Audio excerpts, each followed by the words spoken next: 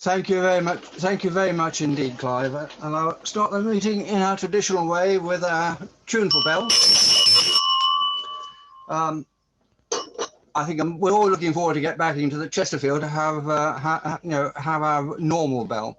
But I'd like to welcome everybody, particularly welcome all our visitors today. We have quite a few visitors, and our speakers we will be introducing later. But I wonder, Clive, are there particular visitors? For example, I have a note of Dr. Michelle Bertel, yes, Rotarian, yes, and Joe Mabbott. If those in particular are available, would they like to say hello to us? They are there, and Herbert Jess from Bonn, Germany, is with us. The three that you particularly mentioned on your notices, David. Yep. We'll introduce the speakers a little later on, so I won't ask them to introduce themselves at this point. But can anybody else who's a first-time visitor to us, and we're delighted to see many returning visitors. But if you're a first-time visitor, can you just unmute yourself and introduce yourself? Just wave at me and I'll call you to introduce yourself. This is Thilo von Debschitz from the Rotary Club of Wiesbaden, Germany. Being first-time guest in your club, thank you for being your guest. Thilo, we're very pleased to see you. Yeah, thank you, President. Thank you, Clive, for inviting me. I'm a first-time visitor of your club, and I'm from the Rotary Club of Bonn, Siebengebirge, in the beautiful Rhine Valley, which is now, when I look out of the window, rather snowy due to the winter time. But I'm delighted to join you today, and hope that we get a pleasant meeting together. Yeah, we're very pleased to see you, Herbert. Thank you for joining us. And Anisha, is this your first time with us? Good evening, everyone. I'm Anisha from India. This is my second visit here. Oh, apologies. I thought it was the first. Anyone else who's a first-time visitor? I don't see anyone waving at us, but can I say to all our visitors, you are most welcome. We're very pleased to see you, particularly our returning visitors. And with that, back to you, President David. Thank you, Clive. The next item on my agenda is for reports from office and committee chairs. But if I could start with the almoner, Harry. The only thing I can report on is that I managed to speak to Audrey Chamberlain today, who is one of our long-standing widows. She's a wonderful lady. She is on today, albeit you can't see her, and she's well. So that's the only thing I have to report today. Thank you, Harry. Harry, yeah, Hugh, sorry, yes, yeah, of course. Yeah. Can I make this plea to all of you? When you remit money to the bank, whether it's the Lions Bank or the Charitable Trust, it would help when you remit these monies if you could give a brief description as to exactly what the payment's for. I'm getting payments coming through, and it's very difficult sometimes to identify what they're for. I got £70, and which is £23.35, and sometimes this says for Christmas. Can't say for it's for the Christmas auction of what it is. And so often it's very difficult identifying it. And unfortunately, I don't have a crystal ball. So when you're remitting your monies, please, and don't hesitate to keep remitting them. They're always welcome, but please, can you just give a brief description as to what they're for? Thank you very much. Hugh, did you want to report anything from your charitable trust meeting? Well, I haven't got this. Yeah, we had a charitable trust meeting this morning, and the management's with Ollie Murray. He's the management manager, and his performance has been excellent. In the year that just ended, our investments grew by 20%, which was some £50,000. So they are doing a very excellent job indeed of our trust. And obviously this year, because we are not being able to hold the events we normally have to raise money, we went to increase the availability from the trust this year to some £25,000 for charitable purposes. So the performance of your charitable trust is indeed in very good hands and is doing exceptionally well. Thank you, David. Thank you, Hugh. Thank you. Is there anybody from a C&V committee here who would like to remind people of the Circle of Gratitude? In which case, may I encourage those that have not yet told Isabella how much money they've been collecting in their pots for washing their hands, to actually check how much they've got there, and to send some funds to Hugh for the Circle of Gratitude, where we were encouraging everybody every time they wash their hands to put, which of course should be very frequently, to actually put a coin in their little collection pot. So more of that anon. That Circle of Gratitude finished on the 31st of December, but I'm sure you could keep on going if you wanted for a little bit longer. Eve, you wanted to comment on something? Yeah, it was just to comment on what Hugh said. The problem with when you put money in via backs, you can't actually put very much information for a reference. So, you know, I mean, you can put your name and maybe 2 or 3 letters afterwards. So it is a bit of a challenge to say what the money is for. Please drop an email to Hugh on the point, and I'm sure that he will take it on board, and we can discuss it. Thank you. Sorry elsewhere. to interrupt. Right. Actually, Tim, seeing you online there, we have not had formal notification of your position as chair of the R5 group. Do you have any observation you'd like to make on that? I just wanted to say the R5 is a collection of Rotary clubs from the capital cities of Europe, of which I've been the London Rotary member for a few years. And they've just made me the chairman because the Paris Rotary Club had problems. The president resigned and there was a lot of local problems, so he decided that he couldn't do it anymore. So I've taken this on, and we have a project every year which is sponsored by one of the members, and next year it is Italy, and they're going to do a project. Well, they've just put in a suggestion, a proposal, which the others have to approve, and I will be putting it up to you for the executive committee to have a look at in due course. But that's what we do. And we meet every 6 months in a normal form at the locations. So we travel around Europe and it works extremely well.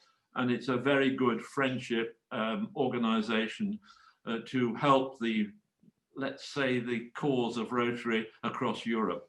And what I'm trying to do is to get some of them to join us sometime in the new year and to tell you a little bit about their Rotary clubs. Thank you. Thank you, Tim.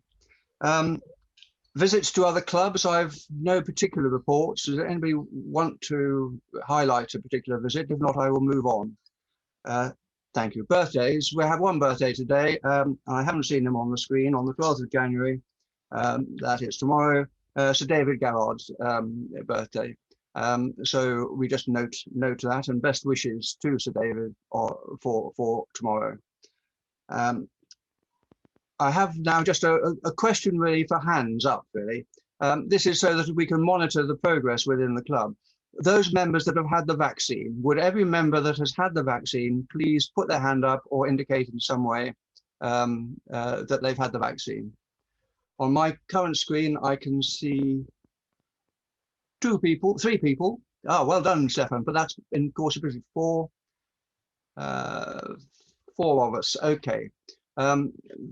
That's, I suppose, not a bad percentage in keeping with the population at large, but thank you for that. Right, now on to the important business of the day. I would firstly like to offer the Loyal Toast. So those of you that have a vessel with some contents to hand, please take it and we will do our Loyal Toast, which is to the Queen. To the Queen.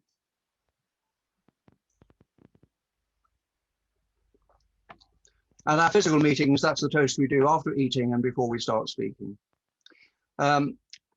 Now, before we start speaking, I'd like to ask Anthony, Anthony, I have seen you available. Would you like to explain why we have changed our speakers program?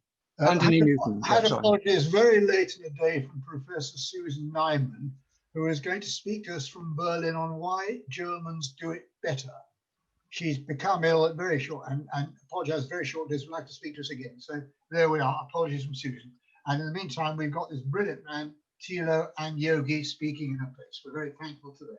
And Anthony. Thank you very much indeed, Anthony. And so let us move on to introducing the first of our speakers for today. And I will call on Nikki Stone to introduce, because she's been handling the communications and has got a lot of information. Nikki, would you please introduce our first speaker or speakers? Love to. I'm not going to say very much because we've got a dual partnership in this talk. And so we've also got Lord David Hunt. And so we've got a very, very full agenda. But we are very, very grateful to the two speakers here, Thilo and Yogi, who are literally at the transatlantic presentation. And they're going to give a talk about the peace pipe letters. I have to tell you, I never knew anything about the peace pipe letters until they introduced me to it. It's an absolutely fascinating subject. I'm sure that you will all be riveted by it, and it will give us scope, I think, to look forward to the future and see how and in what way we could amalgamate it into our future practices.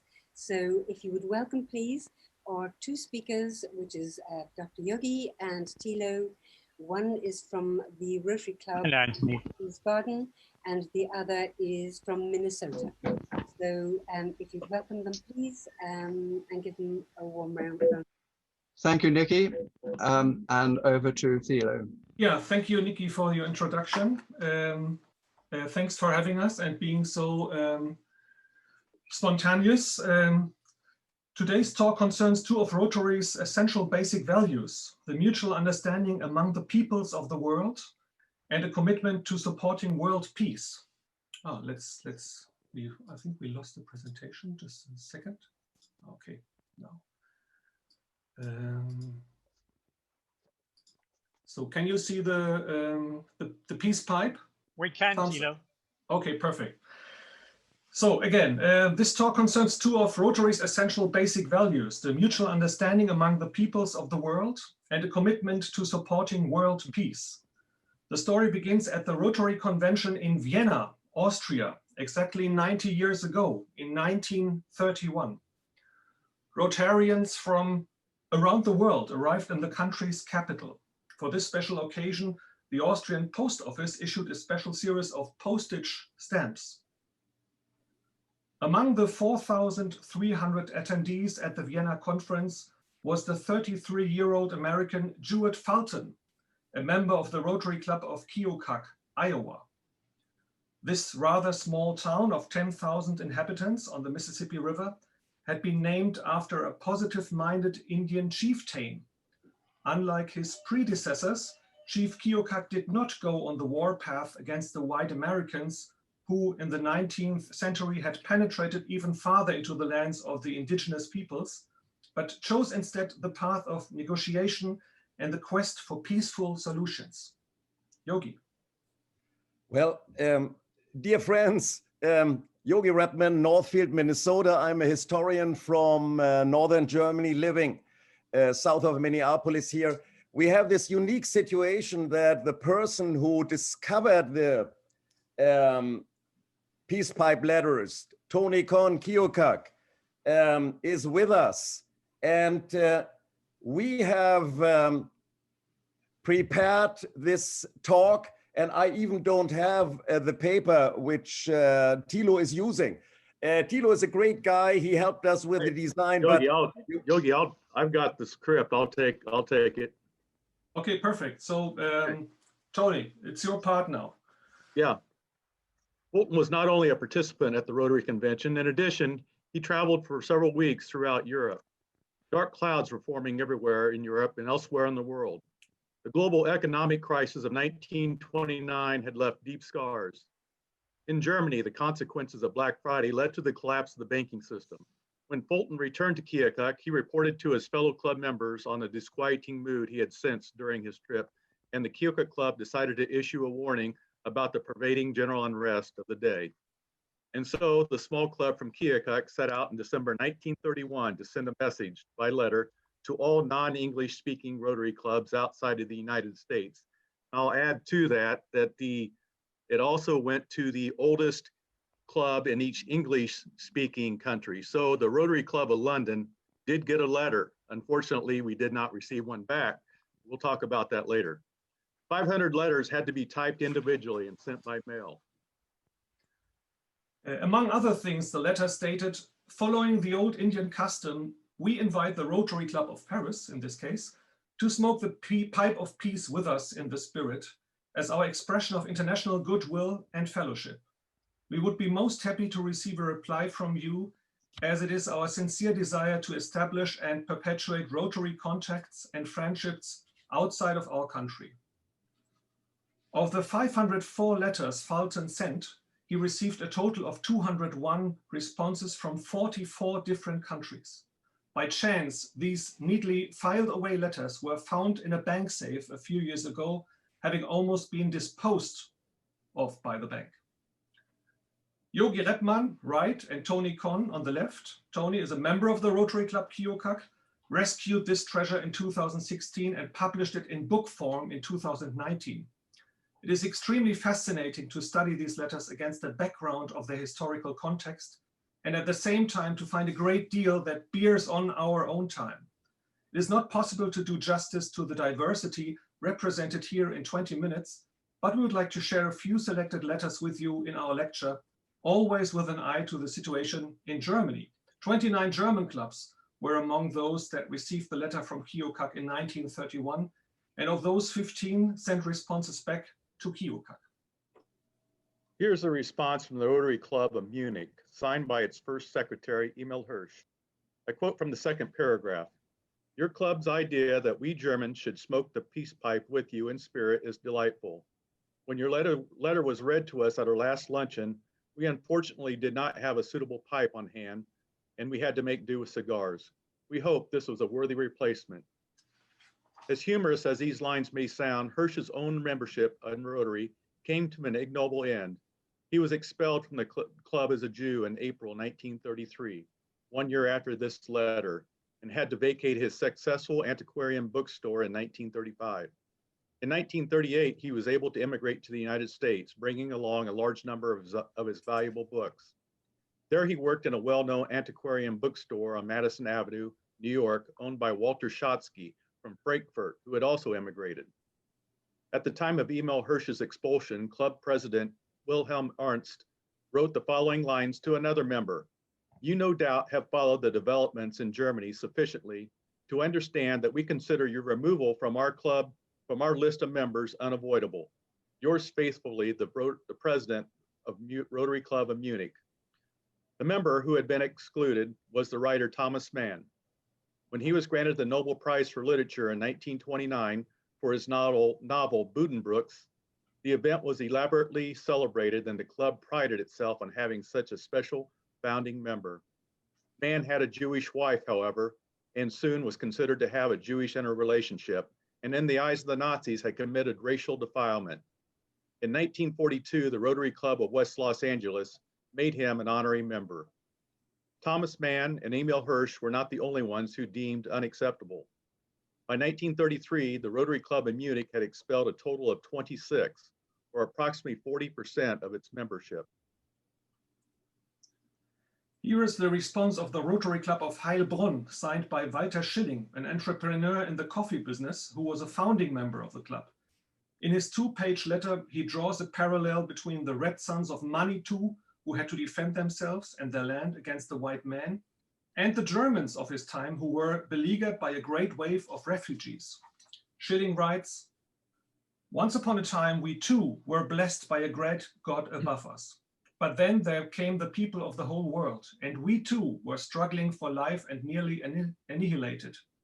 They were too many for us, and the sunny times faded away.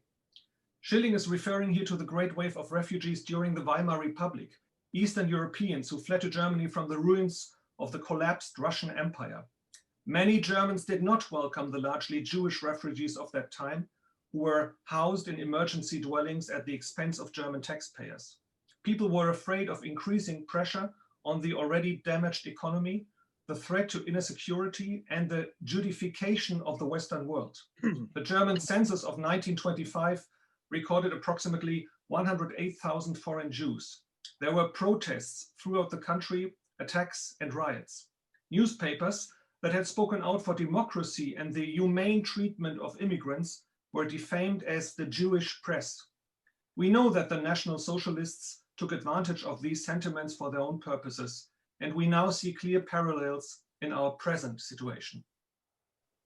Here's a response from the Rotary Club of Darmstadt, signed by its secretary, Walter Trier. Together with his cousin Ernst, also a member of the club, they operated the Trier Furniture Factory, which supplied European royal houses with its products. Walter was able to flee to England in 1936, but Ernst committed suicide following the forced sale of his business in 1938. In the upper left-hand corner of the letter is the name of the president at that time, Dr. Karl Merck. In 1932, he became chairman of the executive board of the Merck family business. In the Nazi period, he also held several public offices. Merck's factory used a great number of forced laborers. In the context of denazification, however, Karl Merck was not classified in the group of active participants, but only had to make a payment of 2,000 Reichmarks as a fellow traveler. It becomes clear that the lives of various Rotarians inevitably developed in different directions. The website memorial.d-1800.org and the highly commendable book Rotary Under Nazi Rule point out that between 1932 and 1933, a total of 500 names disappeared from Rotary membership lists, almost 1/3 of all Rotarians in Germany at that time. Jews, Freemasons, Marxists, Social Democrats, and other unwanted members were removed. Rotary International did scarcely anything to intervene, and in fact, from the 1920s on, had no concerns about contact with fascist, authoritarian dictatorships. The survival of the club was apparently more important to the international organization than its commitment to basic Rotarian values. Only a small number of clubs showed solidarity with their Jewish members and preempted their dismissal by dissolving their clubs themselves. In 1937, all German and Austrian clubs were finally banned and dissolved.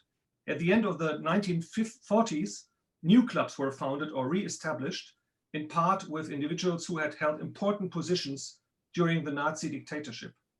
By the way, the photograph on the book cover is of a Rotary district meeting in Wiesbaden, in my city of Wiesbaden, from the year 1935. The original was retouched for a post-war publication and the swastika replaced by the Rotarian wheel, as if it were possible to whitewash history after the fact. Here's another letter response, this time from the Rotary Club di Milano, Italy. It was written when Duce Benito Mussolini almost reached the peak of his dictatorship, tolerated by the Italian king. The secretary is using pathetic words of pride. Quote, Italy, the modern Italy of Vittorio Emanuele III and Benito Mussolini, is a living, breathing, and above all, a working nation of 43 million souls, wholeheartedly and entirely devoted to the program of peace, progress, and prosperity. The responses from all over the world were mostly typed, though a few were handwritten, sometimes with beautifully designed letterheads. On the left is an example from the Rotary Club of Gefle, Sweden, and on the right is the typed weekly minutes of the Rotary Club of Turin. Below that is a stylish letterhead of Johannesburg. On the left is a response from the Rotary Club of Kolín in the Czech Republic. The text says, at our last meeting, we smoked the peace pipe with you, only symbolically, of course, since we did not have a pipe of that sort on hand. Instead, we drank a glass of Pilsner to your health. On the right is a response from the Rotary Club of Orszásza in Hungary with a suitable illustration. It is clear from the text of the letters that the notion of internationality played a major role. This is apparent on the one hand in a great variety of national origins represented by the members' names, often printed on the letterhead, but is also emphasized in the many texts themselves in their comments on the diversity of their club. For example, the letter from the Rotary Club of Tampico, Mexico states, in fact, we have among our members 2 Englishmen, 9 Americans, 1 Frenchman, 1 German, 2 Italians, 2 Japanese, 2 Greeks, 1 Venezuelan, 1 Peruvian, and 2 Spaniards.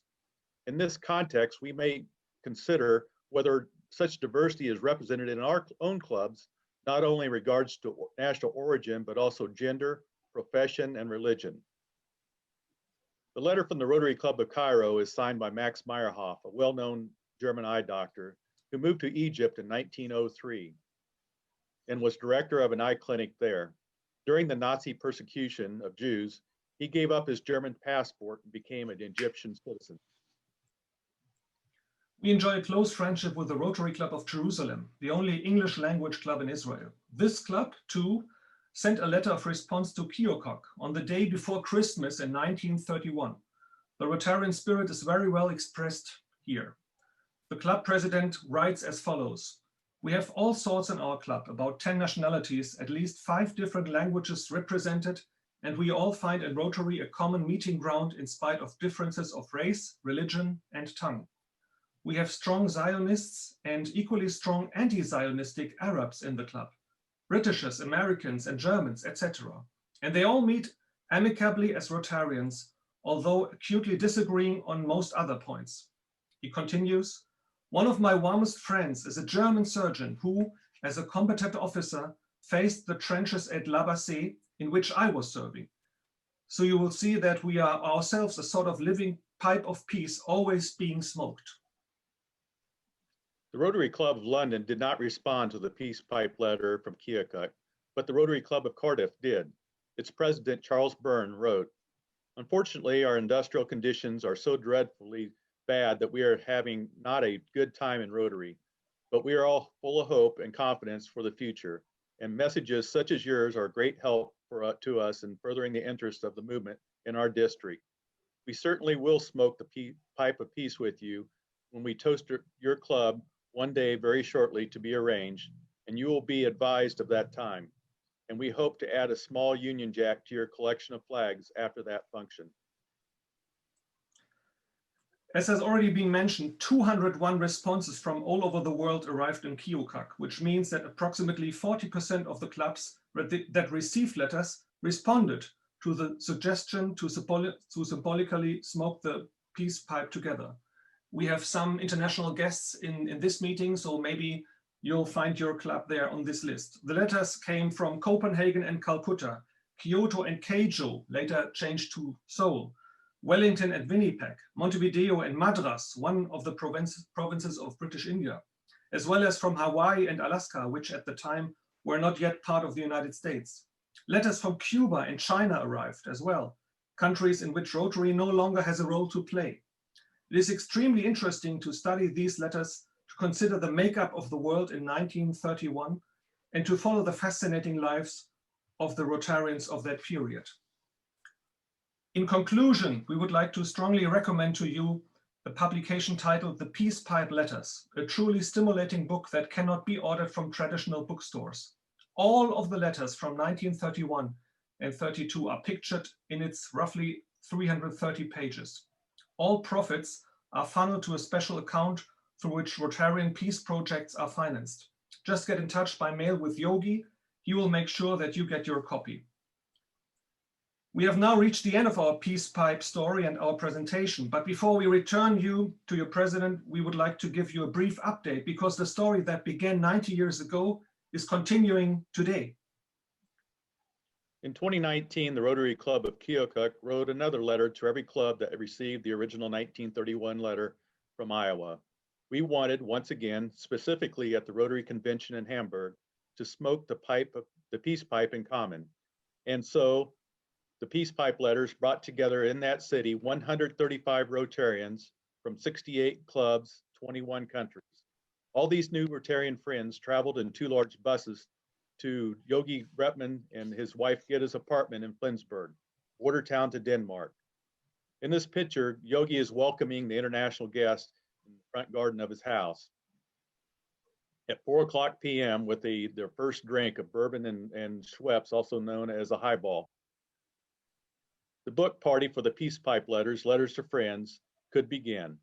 Our enthusiastic Rotary Festival lasted well into the night. Here you can see me meeting with Frank Walter Schilling from the Rotary Club of Heilbronn. It was Frank's father who responded to the letter to America in 1932, a letter that we showed you earlier. And so we were successful in passing the peace pipe on to the next generation. Based on the peace pipe letters and the research on Rotary under Nazi rule, Yogi and I are organizing an international Rotary work conference on the subject dealing with the past, which will take place as a hybrid event in October 2021 in Northfield, Minnesota, 40 miles south of Minneapolis. Your club is cordially invited to attend this event. Discussion points at the conference will concern how to find appropriate ways of dealing with the dark chapters of history. 400 years of slavery in the New World will be discussed, as well as Germany's confrontation with the Holocaust. Today, we sense once again that the fundamental values of our communal life are under threat in the form of nationalism, populism, homophobia. The commitment to peace and mutual understanding among peoples remains a constant challenge and a perpetual task for Rotarians. Let us never forget Chief Keokuk and his peace pipe. Thank you for listening to our story. Thank you very much indeed. Thank you very much indeed, both of you. Before handing over to Clive for the questions, which I'm sure will come, I'd just like to report that last night I did look through our council minutes for 1930, 31 and 32. I can confirm that amongst the correspondence reported by the Secretary, no correspondence was reported as having been received on this particular subject. We did, however, though, have a big involvement at the time with the conference. We appear to have delegated to Area 13 lead for London on the matter. And in particular, our International Services Committee was leading in the post-Vienna hospitality. And I gather over 150 members came from Vienna to London following the conference. But this particular subject is not referenced. It may well be amongst the files of our International Service Committee, and perhaps we'll have more on that later. But I confirm that we neither noted a receipt nor made any response at council level to that subject. Could I now ask Clive if he would lead us on questions?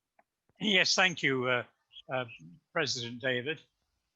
If you wish to comment or ask a question, can you please unmute yourself? You will then come up on the list that I have on the right side of my screen.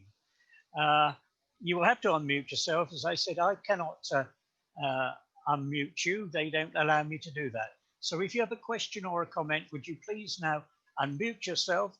And I'm going to start with Ian Balcom. Would you like to address your question, please? Thank you, Clive. A question and a comment. The conference that took place in Vienna was commemorated by an overprint of an issue of stamps in Austria, and that was the first time that Rotary had ever appeared on stamps, which may be of interest to you. But secondly, I noticed amongst the list of all the clubs that were written to or responded, sorry, that there doesn't seem to be any from the United Kingdom unless it's down as England or Great Britain. Cardiff.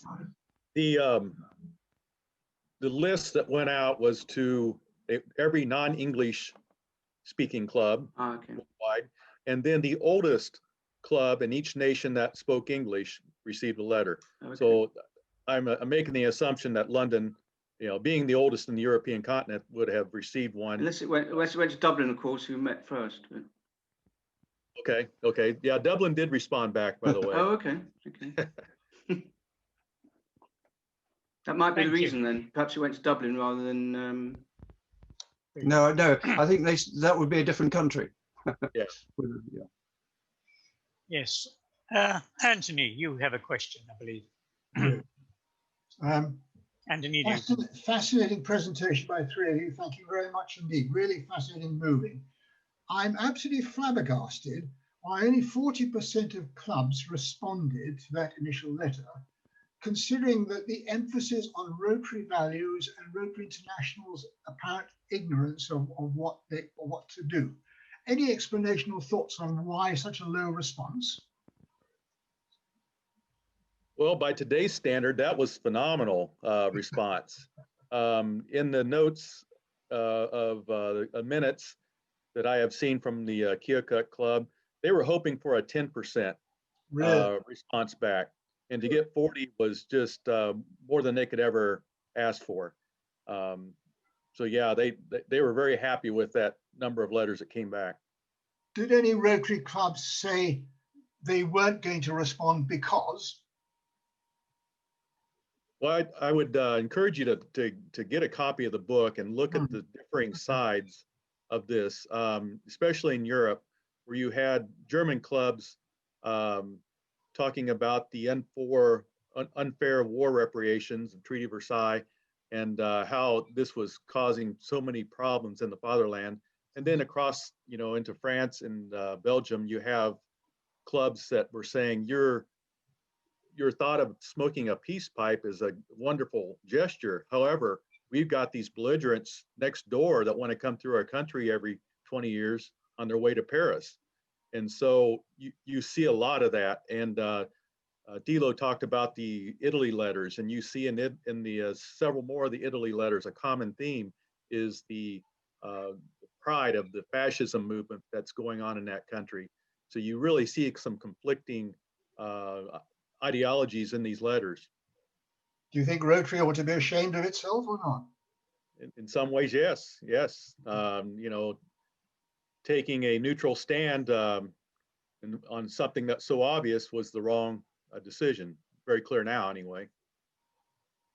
I'd like to just add that I haven't looked at the minutes in detail, but in 1927, for example, the Rotary Club of Vienna was thankful for our presenting them with a banner or a flag, that being the first gift they'd received from a combatant nation in 1927. We had visits in 1930-31 to Berlin and Nuremberg, Paris, and reciprocal visits with Paris and so on. So the Rotary Club of London was very active on the international and European field. And so I'd be quite interested if we could do further research to find out what happened to the request, but I don't know whether we'll be able to. Thank you. Are there any other questions that anybody? Herbert, you would like to say something, I believe. Herbert from Bonn. Yeah, thank you, Clive. I thank the speaker for this very interesting talk. It's an amazing story, and I think it's very little known, and it deserves really that people get to know this kind of I would say peacekeeping and peace initiative of an American chieftain. However, it shows also to me this as a symbol, this internationality of Rotary, which has been formed after World War I. In 10 years, such a number of clubs in so many countries had been formed, and showing that Rotary International at that time was one of the major peace building organizations of the world. And may I remind you that in the same year, 31, and the Vienna Convention plays a leading role in that. In that year, 1931, French and German Rotarians got together and formed for the first time what we call now an ICC. 1931 is the birth year of the ICCs which we have today. And I think this is something which we should remember, that Rotary started to get a peace building renown, which later led to the participation in the drafting of the UN Charter and furthermore, and after World War II, of course, to the creation of so many ICCs and so many cross-country relations between Rotarians, which have certainly contributed to building and to keeping peace. Thank you. Let me add to that. Thank you. Thank you. Could I please? Sorry. Anthony, yeah, Anthony Conn. Anthony. Yeah, sorry. At the convention in Vienna, your own Robert Cecil was one of the speakers who talked about disarmament and what was wrong with this during the time of economic pressures that these nations, particularly belligerent nations, would be arming themselves. And if you go through the proceedings from the convention, which you can read online, 1931 Vienna Convention, I don't know if Rotary has ever put up a lineup of speakers of quality that were offered at that time. And they were talking about financial inequality, about nationalism, about just the general economic conditions of the time. And it's just amazing that that they would be talking about this, almost predicting the future at that convention. Thank you. Thank you very much. I don't see any more questions, President David. I mean, I thank you very much for your presentation, which was very thought-provoking. And I'm sure we have that. We will circularize the October Peace Conference to our members, and I hope that you have a presence from us. We managed, I think, to have 5 delegates and 5 alternates attend the 31 conference in the club, and I'd be disappointed if we can't do a similar number over the internet. I'd now like to call on Anthony Newton to give our vote of thanks. Thank you very much. I'm sure you'll agree with me that today has been a fascinating and deeply moving meeting. We've gone from initially having thought of having a meeting by a speaker who was talking about an aspect of German nationalism to a talk on an international level by 3 people who at extremely short notice have produced for us a reminder of a very valiant international Rotary gesture in the interest of world peace. Am I coming over clearly? Yes, Anthony, you're fine. We know what the 1930s was, that it was a horribly dangerous and unsettled period, not just for democracies, but for the whole world. So the gesture of the peace pipe, and it wasn't signed up by all the Rotary clubs to whom it was sent, as we've heard, didn't affect or stop anything at all. But in itself, it had a moral authority, like the magnificent words of Pastor Niemöller and the words of John Locke about not being an iron unto yourself, which somehow reminded us of our souls, or should have done, and that we are citizens of the world and must always pull together in the face of overwhelming peace, overwhelming evil. And that's what Rotary is there for. That's what Rotary can do. And that's what's always attracted me to Rotary, the internationality of Rotary. And as we've heard, in the Rotary Club of Jerusalem, we had all these diverse members. We had a past president of our own club, Bob Masseri, who talked about the diversity of views in the Rotary Club of Alexandria. Then we have the example of the 1970s of the movement to oust, if you like, the likelihood of Rotary International Prison being taken over by a former Nazi. Is the world any safer today for all the progress we've seen, all the aspects of development society? No, it certainly isn't. So the existence and development of Rotary and all the similar initiatives Rotary can take and must take today, and always must, are all the more important and relevant today than ever they have been. So thanks to our 3 magnificent speakers, they spoke eloquently, they spoke movingly, serving to remind us of what we are as Rotarians, why we believe in international, and that we are citizens of the world. So fellow Rotarians, may I ask you please to show your appreciation the usual way to these 3 brilliant speakers.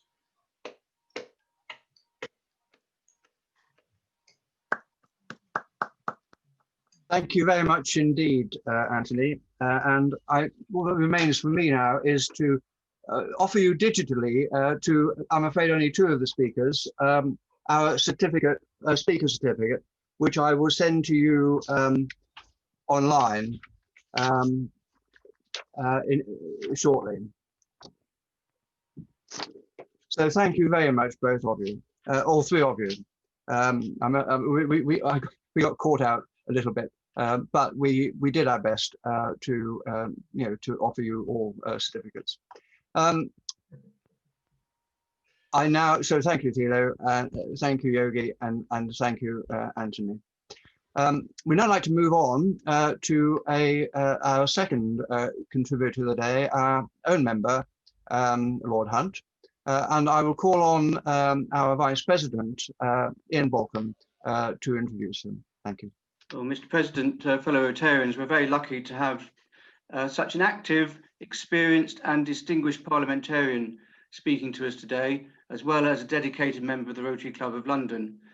David Hunt, or Lord Hunt of Wirral, served in both the cabinets of Margaret Thatcher and John Major as Secretary of State for Wales, Secretary of State for Employment, and Chancellor of the Duchy of Lancaster.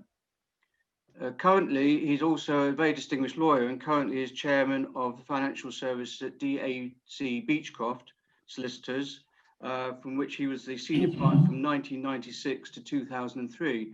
And I have to tell you that DAC Beechcroft, looking up this morning, employs 2,300 people, both in the UK and worldwide. So it's a very distinguished company. He's also been appointed by the States of Guernsey to review both the insurance and business activities in the island. He's currently the chairman of the Association of Conservative Peers and president of the all-party parliamentary group on constitutional affairs. Pertinently, given the last speaker, he also serves as the vice president of the Holocaust Education Trust. He's also distinguished in the insurance business, having been chairman of the British Insurance Brokers Association and honorary freeman of the Worshipful Company of Insurers. I had the pleasure of first introducing David Hunt at a speaker meeting in 1981, and I've got the photograph to prove it. And David, you don't look a day older. It's clearly keeping busy has kept you young. And the talk you're going to give to us today on parliamentary issues of today, I can't think of a finer speaker than yourself. And we look forward to hearing what you have to say. Well, thank you very much indeed, Vice President Ian. And I'm delighted to, in a way, to work as hard as I possibly can as one of your parliamentarians. And my good friend and colleague, Bob Blackman, and I do try and keep in as close touch as possible with the Rotary Club of London, and we're very proud to be your members. In fact, Bob is not only extremely active, but also he shares with me a similar responsibility. I chair the backbench Conservative Peers, and he is Executive Secretary of the House of Commons backbench Conservative MPs, known as the 1922 Committee. So at the moment, we're pretty heavily taxed, although we do try and keep in touch as much as we can. Now, I did promise that I'd deal with parliamentary issues, and the first and foremost one is Brexit. After Boris Johnson won the general election on the 12th of December 2019 on the slogan of "Get Brexit Done," we awaited with anticipation the result of the negotiations, but it wasn't until the last moment when both houses had risen for the Christmas recess that the negotiations came to what most people accept is a far better conclusion than having no deal at all. And we all returned to Parliament on the 30th of December, which after all is only the week before last. I think, where are we now? We're on the 11th of January. On the Wednesday, the 30th of December, we all returned to be greeted with a bill, the European Union Internal Market Bill, which we had to get through all its parliamentary stages in one day. And we duly did. And Her Majesty gave her royal consent at 11:35 p.m. To the bill enacting the deal. We in the House of Lords had a full day's debate last Friday, and I was privileged to be one of the 125 speakers. So I hope I can probably deal with most issues anybody would like to raise. So shall I leave it that I'm very happy to answer any questions about the deal. I think the general relief is that we at least do have a tariff-free deal with the European Union, the first of its kind that it's negotiated with any country. There was always a fear that in some way they would want to demonstrate to us that we should never have left in the first place. But fortunately, the Council of Ministers, led by the President, who just happened to have gone to the same school as our Prime Minister in Brussels, but they had lots of conversations together, and eventually the deal was done. Of course, it didn't cover my area, which is financial services. It just mainly covers goods, but at least we have got that agreement. Over coronavirus, Matt Hancock has just told me he's going to address at 5 o'clock this evening the number 10 press conference. Everyone is very worried indeed. I think the Chief Medical Officer for England, Professor Chris Whitty, has just warned that the next few weeks will be the worst of the pandemic for the NHS, and therefore he is urging everyone please to follow the rules. We have suffered record numbers of cases and deaths. You will all know that we are making progress on vaccines. There are, without going through all the 10 different, in fact, I think there are 40 different medicines which are being heralded as important vaccination breakthroughs. So far as we're concerned, the Pfizer vaccine is the one, the Oxford is following on close behind, but Pfizer-BioNTech, 40 million doses, 100 million doses of Oxford AstraZeneca, Moderna only 5 million doses. It's all slowly building up, and we hope that we will see certainly all the vulnerable people vaccinated very shortly. There is news today of 7 mass vaccination centres opening in England further this week to add to the 7 already in place. Nadhim Zahawi, who is the vaccinations minister, is under pressure from Bob's colleagues and mine, saying that these centres do have to open 24 hours a day if there is shown to be need. So far as the parliamentary process is concerned, this is fascinating because just as Rotary is meeting virtually, so the House of Lords is meeting virtually, and I have alongside me a laptop. We started today at 12 noon. We are now about to go through a rather complicated bill called the Covert Human Intelligence Sources Criminal Conduct Bill. And we're expecting lots of debates and votes on that bill today. And tomorrow we've got the Medicines and Medical Devices Bill. So we have moved on to deal with a whole range of legislation, but do ask me any questions on the legislation that you'd like to hear a little bit more about. But I do think, if I could conclude on this, that in all my, what is it now, 44 years in Parliament, I do think that this nation will bounce back this year. It's interesting that Joe Biden, the president-elect, has a website called bouncebackbetter.org.com, I think it is, or whatever, .org. And both nations, the United States and the UK, are in very similar positions, being determined to reintroduce growth into the economy and do what we can to overcome any temporary unemployment. And it's good to hear our Chancellor, Rishi Sunak, laying out, and he's making a statement shortly to Bob Blackman and his colleagues in the House of Commons. So there is an element of optimism in the air, but a brutal realism that this virus is not defeated yet. In a way, the vaccinations are looked on as the antidote, as the way in which we will defeat the virus, but that battle still lies ahead. Thank you. Thank you very much indeed, Lord Hunt. I'd like now to move to Clive to ask to control our questions. I would ask every questioner to keep the question brief.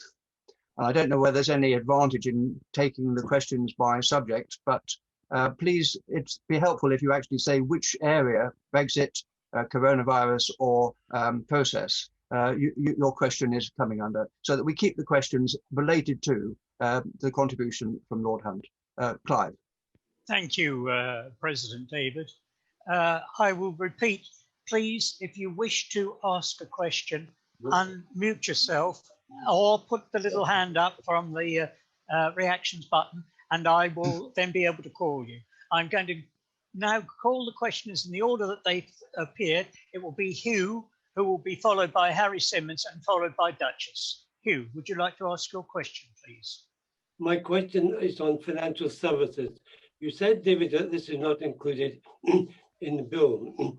How do you see this affecting in the short and long term the City of London Financial Centre? Will I deal with that straight away, Clive? Yes, please. Now, I spoke quite a bit about this, Hugh, on Friday in the debate. There is a way ahead, but the European Commission has got to come to the table. There is what is called the principle of equivalence. Now, green card, I think we await confirmation that the green card system will continue and that there won't be any problem for people driving onto the rest of Europe.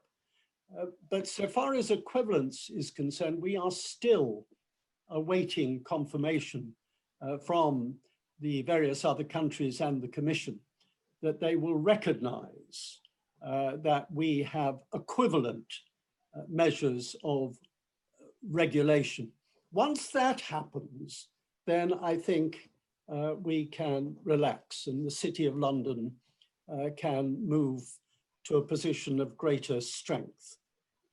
But Hugh, I would just say this, that we have never really gone out into the marketplace, the global marketplace, to win insurance and reinsurance and financial services generally. We've left it to other centers like Singapore, New York.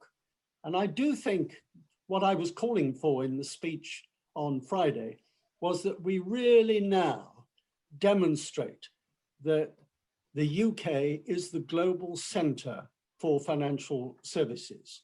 And therefore, to have ease of access for all the talent coming in, we need to make sure that we are a welcoming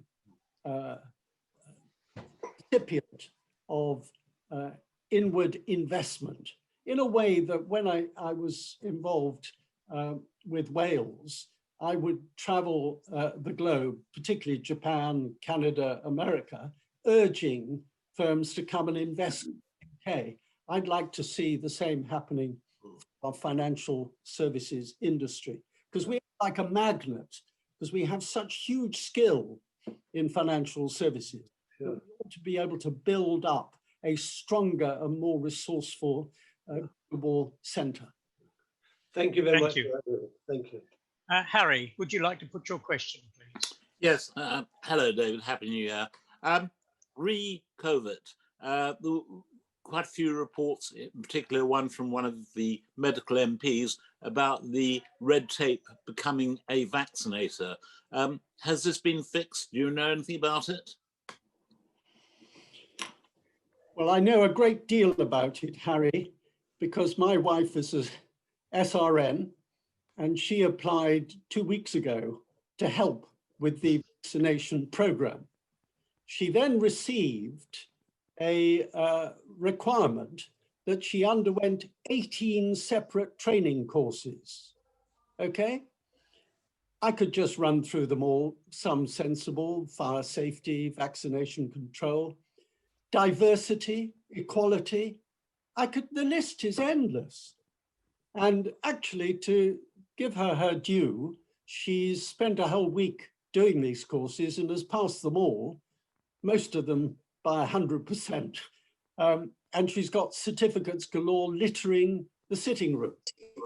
Now, I said to Matt Hancock, I said to my colleagues in the government, surely there must be a better way. And then Liam Fox last Wednesday stood up and asked the Prime Minister, what on earth is going on?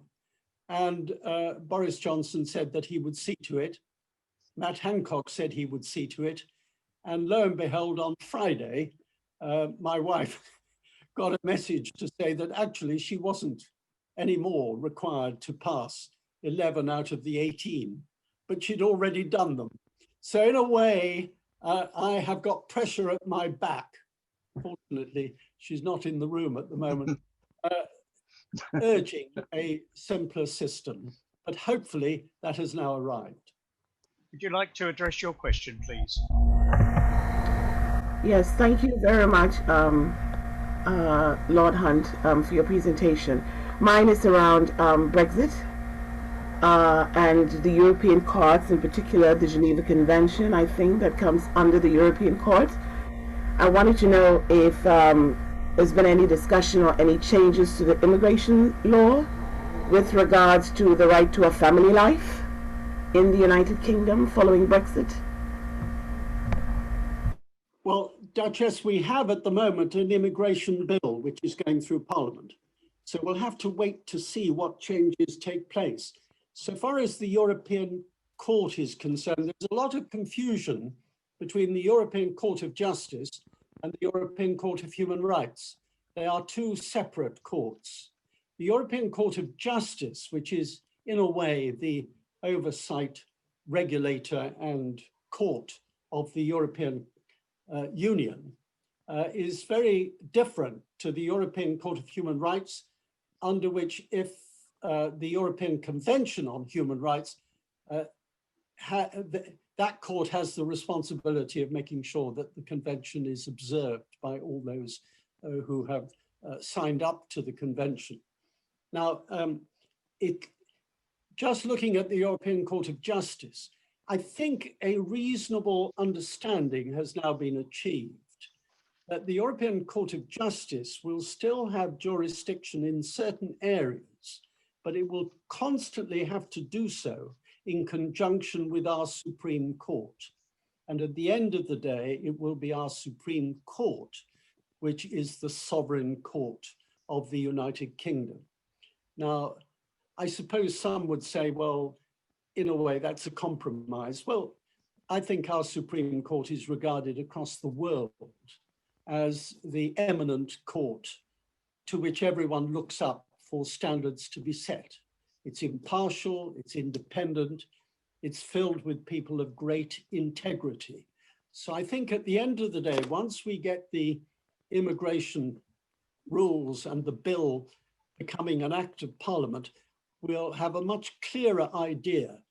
But in the House of Lords, there are very strong views that they don't want to see very much change taking place, either affecting the lives of those citizens of other European countries here in the UK or UK citizens in the rest of Europe. Thank you. Anisha, you wish to ask a question. Please put your question. Thank you. Thank you, Lord Hunt. My question is, is there any development going on about high skill visa for overseas? High skills, did you say? Yes, high skill visa that is suspended right now. Well, this is tied up to some extent with the Erasmus program, but it's just generally, at the moment, I will have to ask more specifically the Home Secretary, Priti Patel, exactly where we are with the opportunity for high skill students to move seamlessly across Europe. But again, in the House of Lords, there's very strong views expressed on all sides of the House of Lords that we really want to see this exchange of high skills continuing and perhaps gaining strength rather than being cut back. Thank you. Thank you. Thank you. Norman Winborn. Thank you. David, one law which applied in Europe, I don't know whether it still does, with the Brexit negotiations, which is that any contract of £100,000 or more had to be advertised for bids all over the EU. Now, if you take the health service, obviously every contract had to be advertised across the EU. And I think we are having to disengage from some of these things probably over quite a long period because of that, because the health service is the biggest business in Europe, possibly other countries too. Now, does that particular remit still apply as far as you know? Because I haven't the slightest doubt that it was of great help to Germany, France, whatever, in bagging lots of business. It doesn't apply anymore.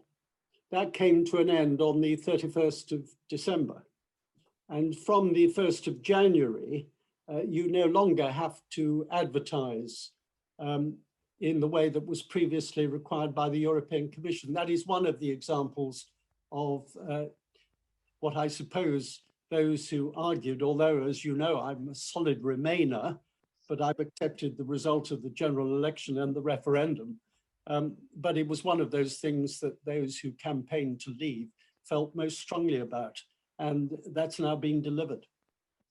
Thank you, Norm.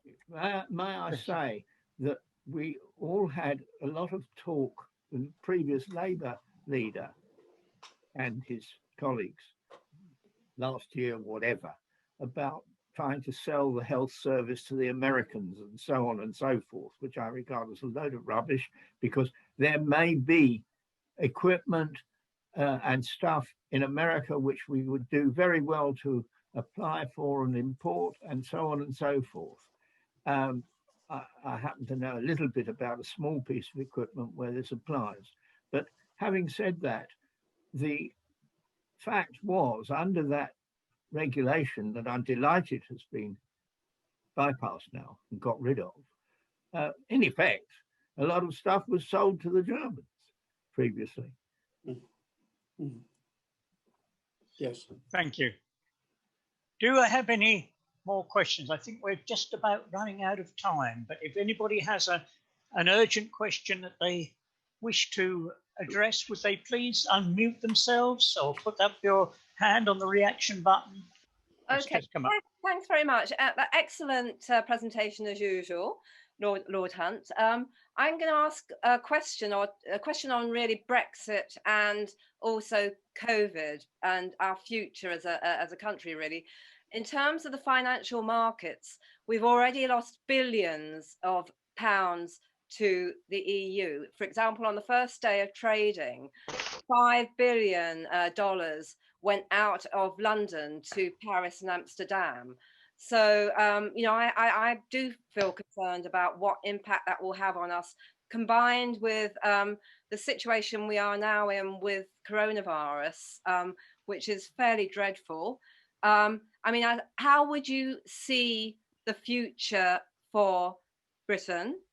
And also, do you think that governments from the past would have actually dealt with this better than our current government and would have reacted much more early than this government has done and in a much more strong way, and would have actually been able to clamp down on the situation we're in now and give us a better future than we are likely to have because of both Brexit and the dreadful situation we are now in with coronavirus being completely out of control in Great Britain and Ireland. Well, Eve, as you know, we're not in any way party political in Rotary, but I must say,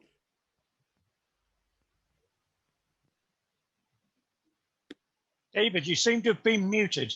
Can you unmute yourself? I don't know what's happened.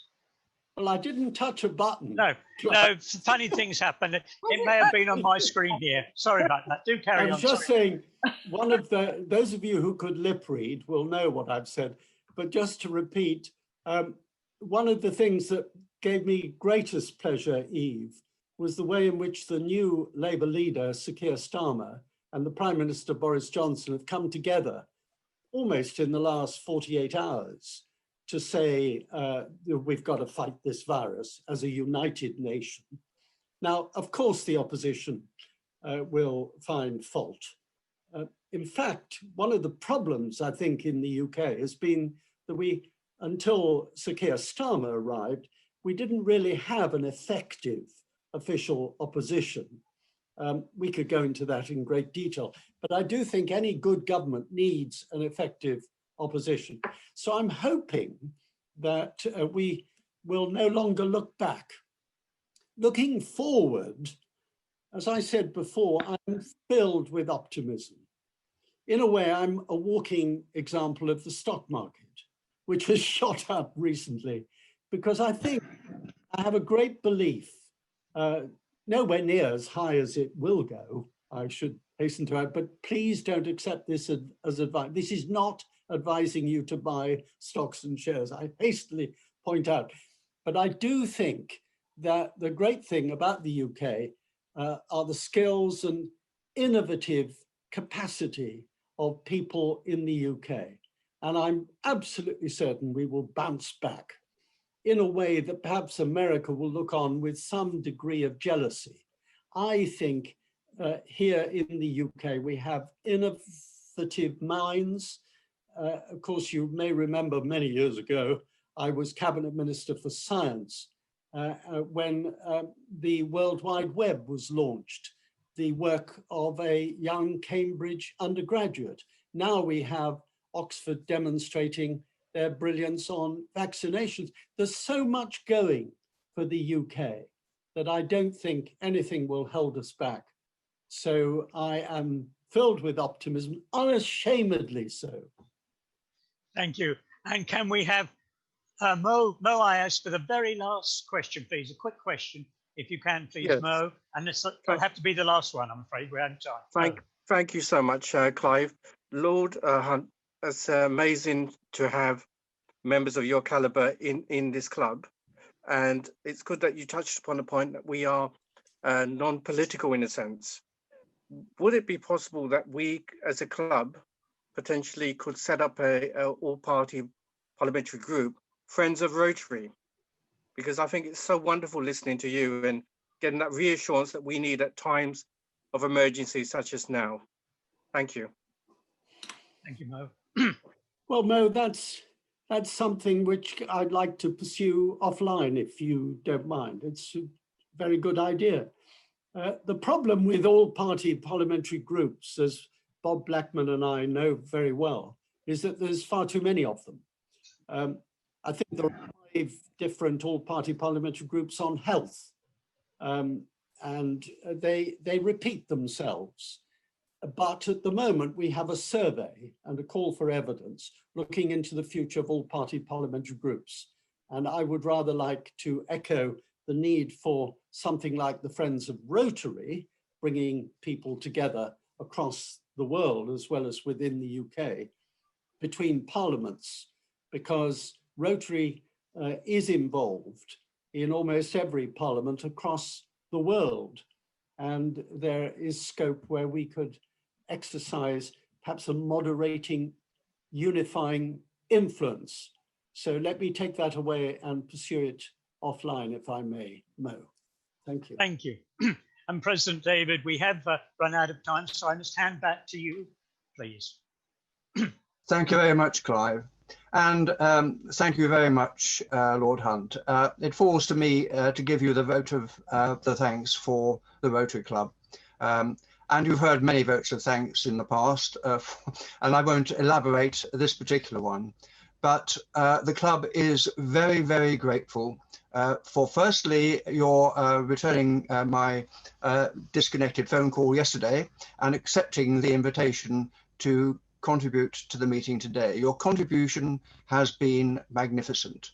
It is timely, informative, and above all, I think at this time, encouraging. We all need to look forward with hope, and you have given us the hope, well, the knowledge, firstly, that the process is in good hands and that we have things to look forward to. And I thank you on behalf of the club and from the bottom of my heart for your contribution. Thank you. Thank you very much. We will try to clap. If I clap by my mic, it actually comes out a little bit. And also, I have the pleasure of offering you our speaker certificate, which you will receive hopefully shortly through the magic of the internet. So thank you very much indeed for that. Thank you. And that brings us towards the end of this meeting. I just need to announce two things. Firstly, the next week the meeting will be followed by a council meeting, just for those present who would like to contribute to that. But our next week's speaker is Marl Bailey, the visiting research associate from King's College, and she's going to be talking about counterinsurgency. Bullets make headlines, but it's the rest that makes success or failure. And so, if you like, it is another talk about the security of us all. So we look forward to that. So thank you very much. I now then have the final toast to offer.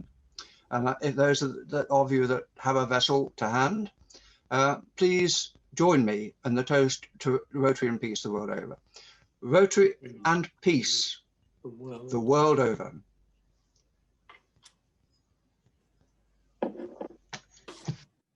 Thank you. That leaves the one final ending the meeting sonorous bell.